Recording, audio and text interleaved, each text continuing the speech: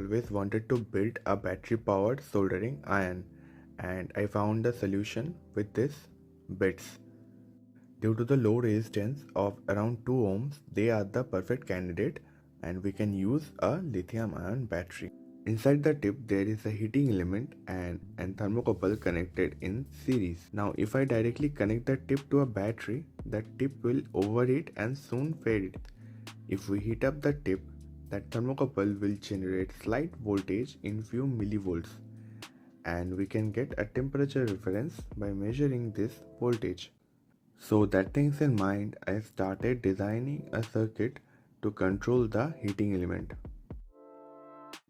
Now in this circuit, that small voltage generated by the thermocouple gets amplified by this LM358 operational amplifier.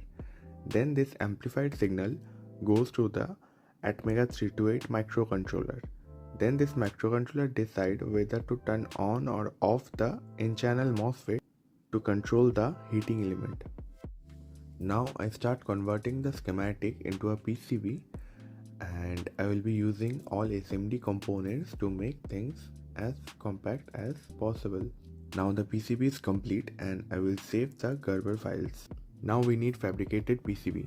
For that I will go to JLC PCB. Now just select and upload the Gerber file and change any parameter if needed. I will just change the color and hit secure checkout. And just within a week I received this box from JLC. Inside we got this high quality PCBs. Previously I built this T12 based soldering station. The code principle is same, so I will modify the code for smaller display and add push buttons, and then I will upload it into an Arduino Nano.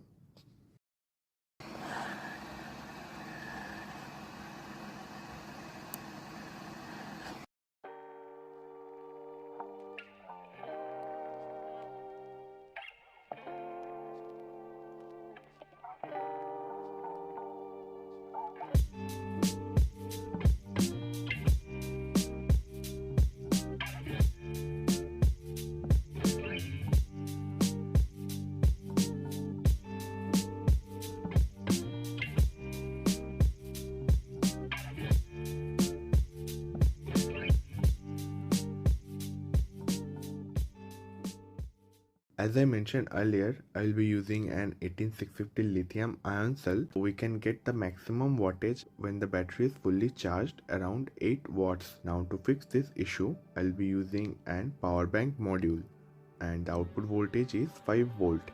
So with this module we can get a fixed wattage at the tip around 10 watts. After connecting everything together, it looks like everything is working well.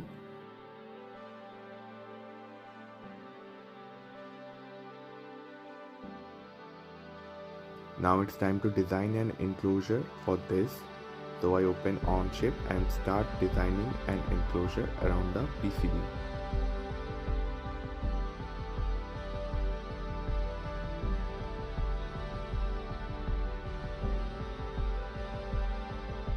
Design is complete. So I download and slice the model into the slicer and send it to my printer.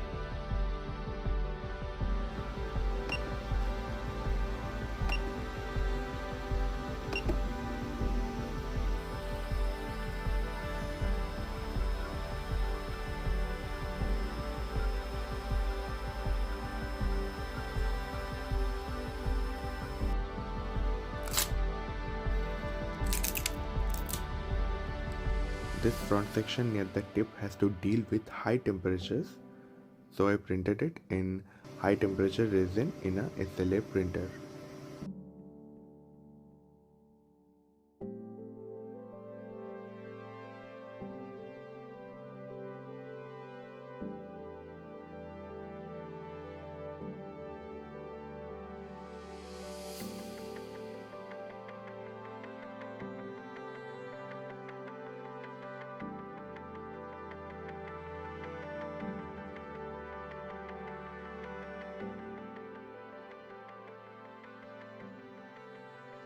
Now it is ready to use, and we can charge it via Type-C cable, and the best part is we can charge and work at the same time.